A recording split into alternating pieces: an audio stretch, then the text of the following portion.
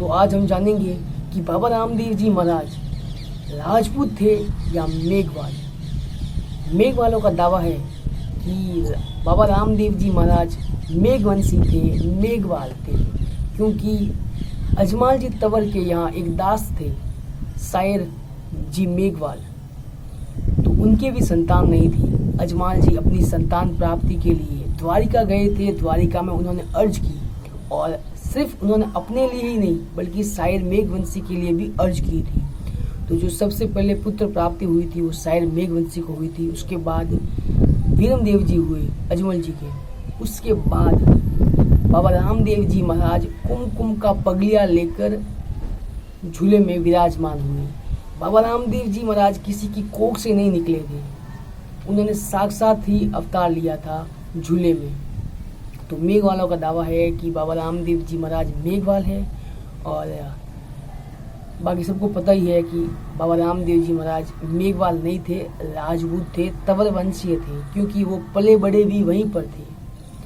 तो ये अपना अपना मानना है।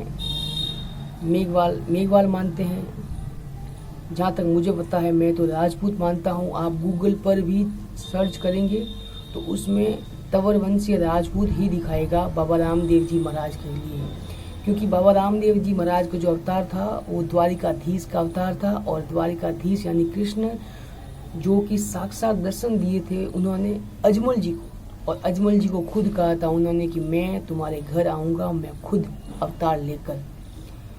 तो इसमें कोई सोचने वाली बात ही नहीं है कि बाबा रामदेव जी महाराज मेघवाल थे। नहीं, बाबा रामदेव जी महाराज बेशक राजपूत ही थे। और अगर मेघवाल मानते हैं कि बाबा रामदेव जी महाराज मेघवाल थे तो वो अपना अपना मानना है, क्योंकि वो किसी की कोख से निकले नहीं थे, इसीलिए कंफर्मेशन कुछ दी नहीं जा सकती। इसके लिए जो जैसा जिनका मानना है मान सकते हैं। बाकी हिस्ट्री तो यही बताती है कि बाबा रामदेव जी महाराज राजपूत थे, और मेरा भी यही मानना है। बाकी अपना अपना मानना है, जो मान सकता है मान ले। जय बाबा ऋषा।